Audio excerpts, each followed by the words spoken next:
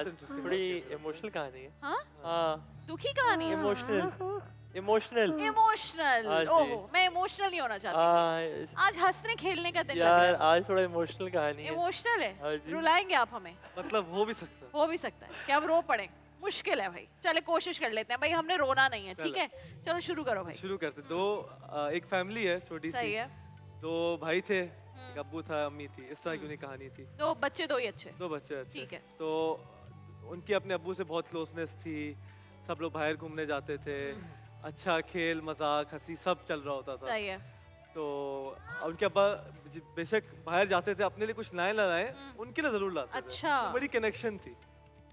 आयम क्या बातें कर रहे हो इधर आके करो क्या बातें कर रहे हो हाँ आप सुनाए सुनाए है तुम्हारा हाँ तो फिर एक दिन जब उनके अब्बा एक जगह गए हुए थे, तो वो आ रहे थे वहां से, तो उन्होंने कहा कि ठीक है आज हम अब्बा के लिए पूरा एक फीस तैयार करते हैं उनके अच्छा लिए। तो उन्होंने सुबह से कुछ नहीं खाया। सुन रहे हो कि नहीं सुन रहे हो अगर ये नहीं सुनेंगे ना तो हम कहानी नहीं सुनाएंगे इनको सुनाए भाई हाँ तो अपने अब्बा की वो सारे बड़ी खिदमत करते थे, पाँव दबाते थे जब वो थकते थे, और वो उनके कंधे दबा रहे होते थे, दोनों मिल के फुल उनकी वो करते थे कि आओ वो थक ना भगत जाए। करते थे खिदमत करते खिदमत थे बहुत करते थे उनकी। ठीक है। तो उस दिन उनका वेट कर रहे थे कि वो आ रहे हैं, तो सुबह से दोनों भाइयों ने कुछ नहीं खाया। उन्होंने कहा वेट करते हैं आज हम, और बड़ा अच्छा टेबल वेबल सजा दिया, और स्कूल से बड़ा एक्साइटेड आए थे। अच्छा तो अब वो दोनों बैठे हुए थे, वेट कर रहे थे। तो उसके बाद क्या हुआ बाबा भाई? क्या हुआ भाई बाबर भाई रुला दे आज बस। आज ही नहीं नहीं हुआ खुद ये आप हंस रहे हैं हम कैसे रोएंगे हुआ ये उसके बाद कि कहानी बड़ी दिल पत्थर रख के सुना रहे। आय हाय हुआ ये कि वो इंतजार कर रहे थे ऐसे ही जैसे बैठे हुए, और खाना उन्होंने टेबल पे सजाया होता खुद बना ठीक कर है कि ओके बाबा आएंगे तो हमारे साथ खाएंगे। तो उनकी अम्मी की उनको चीखने की आवाज आई ओ कि बाबा का तो एक्सीडेंट हो गया है। ओ हो तो बच्चे दोनों भाई परेशान, उन्होंने ना दिन देखा ना रात, उन्होंने जानेमाज बिछाई मुसल्ला उस पर खड़े होकर अल्लाह अकबर कर दी। ऐसे ही सही। यही टाइम था ठीक है। 4-5 बजे का ओके कि अल्लाह हमारे बाबा की हिफाजत करें। अब मोहल्ले वाले भी आ रहे हैं, सारा दिन गुजर रहे कि भाई बाबा कहाँ हैं, बच्चे इंतजार कर रहे हैं, रो रहे हैं। खाना जैसे उन्होंने बनाया था वैसे का वैसे ही वैसे ही टेबल पे रखा हुआ रखा रह गया। ठीक है ठंडा हो गया रखा बहुत ठंडा हो गया, बहुत सारे लोग आ रहे हैं, नहीं मालूम हो रहा। तो रात गुजर गई और रात तक मालूम ये हुआ कि जी उनका तो एक्सीडेंट हो गया है और वो तो शायद वापसी घर ना आए। उनको बच्चों को ये बताया सीरियस एक्सीडेंट हो सीरियस हो गया। तो और वो थे भी किसी और शहर में। अच्छा तो बच्चे रात से लेकर सुबह तक सोए नहीं और पूरी रात रोते रहे, सुबह रात से लेकर सुबह तक रोते रहे। और रात को उनकी अम्मी ने उनको बताया कि अगर अब्बू जो हैं वो अल्लाह मियाँ के पास चले भी जाएं तो कोई नहीं, अल्लाह तो अल्लाह है, अल्लाह तो ठीक हिफाजत है करते हैं। तो बच्चे के भी दिल में थोड़ी तसल्ली आ गई कि अगर बाबा नहीं आएंगे तो बहुत अच्छी जगह पे जाएंगे। और इसी तरह जो अगला कल गुजरा तो उनको यही मालूम हुआ कि बाबा शायद कभी भी ना ज़िंदगी में आए और वो हमेशा हमेशा के लिए दुनिया से चले गए। तो उसके बाद उन्होंने उस चीज़ को फिर फील किया और एहसास हुआ कि जो सारा दिन वो गुजारते थे बाबा के साथ, जो उनका प्यार मोहब्बत थी, फिर उनको वो कभी ना मिली। और उसके बाद की जो ज़िंदगी है फिर उन्होंने उनके बगैर ही कैरी ऑन करी। और ये कहानी किसकी है हाँ ये कहानी हमारी है। आपकी कहानी है ना तो इस इसमें पे शायर ने शायर इसमें कुछ कहता भी है। जी। हमने कहा इरशाद माइक दे दे। हम्म शायर कहता इस पे है। 2 बोल शायर कहता जी है। बिल्कुल मोहब्बत क्या है दिल का दर्द से मामूर हो जाना, मताए जां किसी को सौंप कर मजबूर हो जाना। मोहब्बत क्या मोहब्बत क्या है, कदम है राय उल्फत में तो मंजिल की हवस कैसी, कदम है राय उल्फत में तो मंजिल की हवस कैसी, पहाड़ों को तो बस आता है जल कर तूर,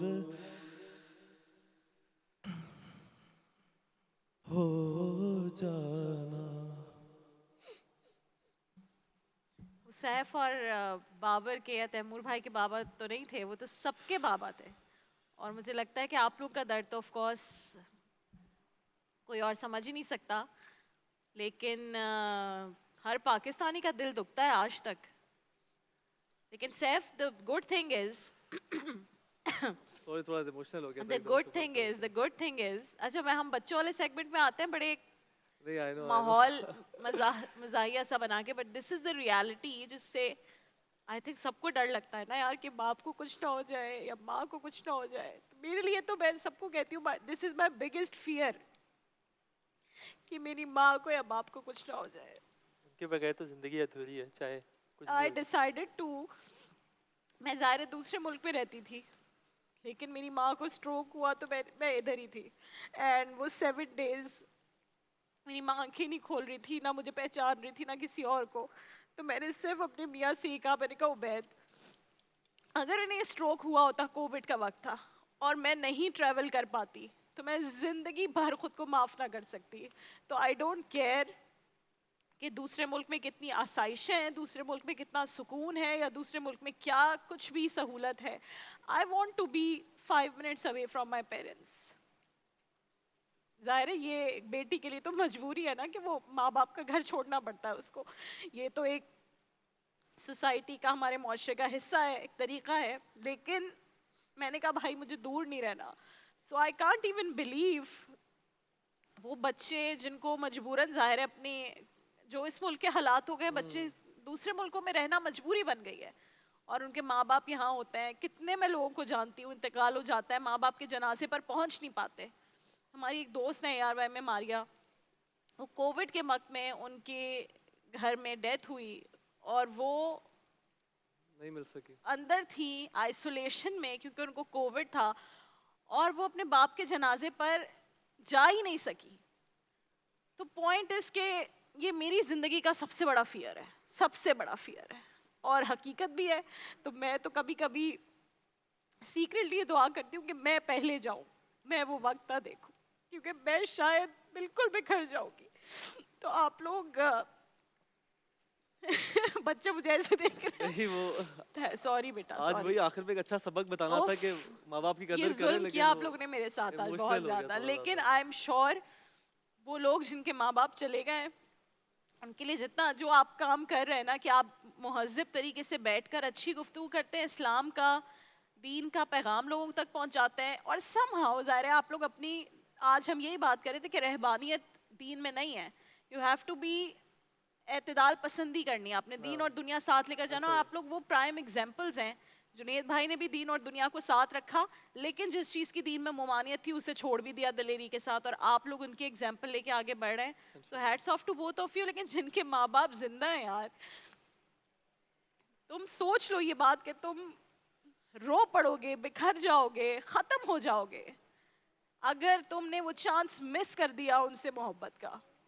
हर मोमेंट में, हर वक्त में जब माँ बाप बूढ़े हो जाते हैं ना, तो थोड़ी अनोइंग चीज़ें करना शुरू हो जाते हैं।